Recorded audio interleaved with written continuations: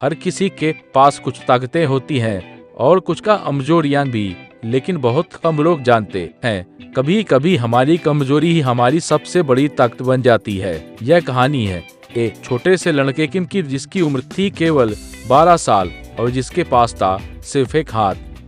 भयानक हादसे में किम अपना बायां हाथ खो बैठा। उसका जीवन जैसे रुक सा गया था। माँ बाप की लाख कोशिशों के बाद भी वह मुस्कुरा नहीं पाया, लेकिन उसके पापा ने एक अनोखा फैसला लिया। रैकिन को जूडो स्कूल में दाखिला दिलवाते हैं। वह हमेशा से जूडो सीखना चाहता था और लोगों ने मजाक उड़ाया, एक हाथ वाला लड़का जूडो कैसे सीखेगा। लेकिन जूडो गुरु ने बिना झिझक उसे अपने स्कूल में ले लिया। दया सिद्ध बल्कि एक शौक के साथ 8 महीनों तक किम ने दिन रात मेहनत की, लेकिन हैरानी की बात उसे बस एक ही दाव सिखाया गया। बार बार वही दाव। वह परेशान होता सोचता कि गुरुजी मुझे सिर्फ ये ही चाल क्यों सिखा रहे हैं, जब बाकी तकनीकें क्यों नहीं। पर उसने कुछ नहीं कहा और लगातार अभ्यास करता रहा। उसे क्या पता था कि यही एक दाव उसकी किस्मत बदल देगा। फिर एक दिन गुरुजी ने चौंका देने वाला ऐलान किया, रकीम तुम नेशनल जूडो चैंपियनशिप में भाग लोगे। वे लोगों ने फिर हंसी उड़ाई।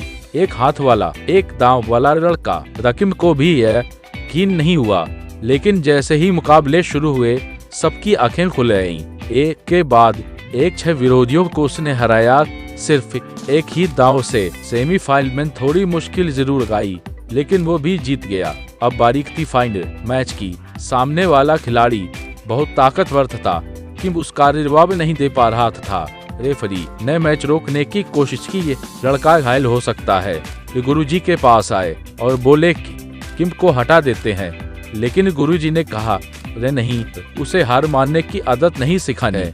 आकिम से बोले कि विश्वास रखो, आगे बढ़ो। आकिम ने हिम्मत दिखाई। आखिरी बार वही दाव आजमाया और जीत गया। वो बन गया नेशनल जूडो चैंपियन। मैच के बाद किम ने पूछा कि गुरुजी मैंने सिर्फ एक दाव से सबको ऐसे हरा दिया। ये गुरुजी मुस्कुराकर बोले, ए बेटा अब तुमने जूडो की सबसे मुश्किल चाल सीखी है और इस दाव से बचने के लिए विरोधी को तुम्हारा बायां हाथ पकड़ना होता है जो तुम्हारे पास है ही नहीं। शिक्षा रदब अगर एक लड़का अपनी कमी को अपनी ताकत में बदल सकता है तो हम क्यों नहीं। हमारी कमजोरियां हमें रोकने के लिए नहीं, कुछ बड़ा सिखाने के लिए होती हैं।